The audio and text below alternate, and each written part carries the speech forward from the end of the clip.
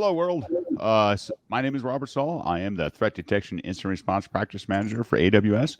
I wanted to just going through the comments, looking at everyone around the world joining us from France and Pakistan and India. So good to have you all. We are at AWS reInvent 2022, having a great time. Do a quick go around the room here so everyone can get an introduction, and then we're going to get right after it. Go ahead, Steve. Hey, Robert, thanks for the introduction. My name is Stude Vera. Happy to be here at reInvent, and I'm part of AWS Customer Incident Response Team.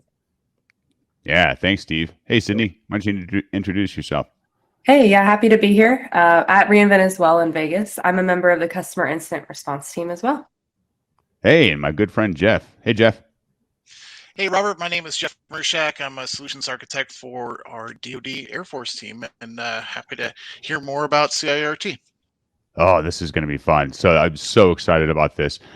So on the customer incident response team, we see incidents that affect customers, and we've been working really hard this year at trying to get some stuff, some material out to customers to help them through this. Steve, take it away. What do you have to give it to everyone today? Yeah, so really quickly, the AWS CIRT has developed a number of workshops, and I kind of feel like Father Christmas. I come bearing gifts, you know what I mean? Yeah, we've developed these workshops based on common security events that we see, and also based on some open source tools that we've been working on. So I'm just going to share my screen really quickly, and hopefully this works. I didn't really pay for the demo, guys. We love watching this. Yeah. Seat of the pants, do it live. Exactly, yeah. And you know, with these workshops, all you need is basically an AWS account, web browser, and an internet connection, and you're pretty much good to go. So is my screen showing right now, or? No, I don't see not it yet. All right. Well, let me talk a little bit more while I get this working. Well, yeah, we can also see if Tabitha or someone can get some of the links shared on the screen here. But yeah, go ahead, run it through, Steve. What are they going to find when we do get the links up there? Yeah, so when we get the links up there, so there's 5 different workshops.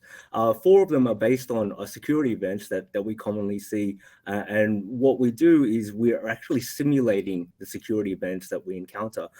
So you run a CloudFormation template, and that template will create the detection environment under which you'll run the simulation. Then you'll run a bash script within AWS Cloud Shell. And what the script does is, for example, the first workshop is unauthorized IAM credential usage. And so the script actually runs the actions that we've seen when responding to security events. So for example, it will actually go ahead and do privilege escalation. And then, you know, it'll create resources with these unauthorized credentials that are being used. And then what you'll do during the detection phase of the workshop, you're going to use like CloudTrail and Athena to look at all the forensic artifacts. And this is what we do on a day-to-day basis. And it's basically, you know, we've taken 4 common security events. So there's IAM credential usage. There's ransomware on S3, so we see that quite a bit as well. And that's a pretty exciting workshop because the simulation creates a bucket in the account, and it drops a little bit of a ransom note as well. So a little bit of you know, what we see from our day-to-day use. There's also a crypto miner based security simulation. So, you know, we've seen a lot of security events where crypto miner based CloudFormation templates are being used to spin up resources. So we go through all the different AWS services that we can use to detect these security events. You know, I've mentioned CloudTrail and Athena, VPC flow logs, Route 53 resolver logs, even AWS billing. So we'll see indicators of compromise using AWS billing because the resource usage spikes, and then we'll be able to detect and respond based on those indicators. There's even an SSRF, or Web Application Security event that takes advantage of the IMDS service. So we've also seen that quite a bit this year. And the last workshop, those 4 were simulations. The last workshop that we have is basically the AWS CIRT Toolkit. And funnily enough, if you're at reInvent, we're going to be presenting this workshop live on Tuesday and Thursday. Cydney and I and a couple of colleagues are going to be presenting that. And so, we'll be around. You can run the workshop. You won't need an AWS account because we'll set one up for you.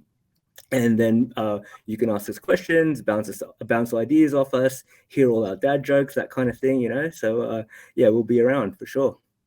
I love it. So Steve, if I'm not mistaken, so the real power behind these workshops is you actually get to practice a common security event, right? And it's a walkthrough of, okay, this is what's happened. For the ransomware one, an example, like there's actually a script that will run and you can simulate this and then walk through steps on how to mitigate and recover from this, right? Exactly. Yeah, that's correct. And so the workshop also has some questions, and these are the questions that we commonly get. So, which IAM user was used to create the ransomware bucket, for example, and then you'll use CloudTrail or some of the other AWS services to detect and find those forensic artifacts.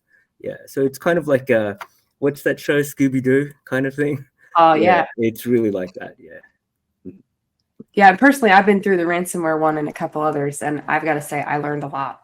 I really did. Yeah. There's always something more to learn, even if you work in security or work on this on a day-to-day basis. And the SSRF for the web application security one also has a bonus section on how to configure WAF so that it would prevent web application attacks using, and you can filter on user strings, on parameters, and things like that as well. Wow. Yeah. So cool. I'm so excited to hear how this turns out for your workshops this week. Thanks for everyone listening. And Jeff, did you have any questions or comments or thoughts about it? No, it's interesting to see how you can to take a proactive approach to find these malicious actors out there when you're seeing usage spikes and things out of the norm to find some of these bad actors. It's really interesting with the what you can do. So yeah, this is really cool. Yeah. Steve, Cydney, Jeff, thank you all very much. I think we're at time and ready to go on to the next show if I'm not mistaken.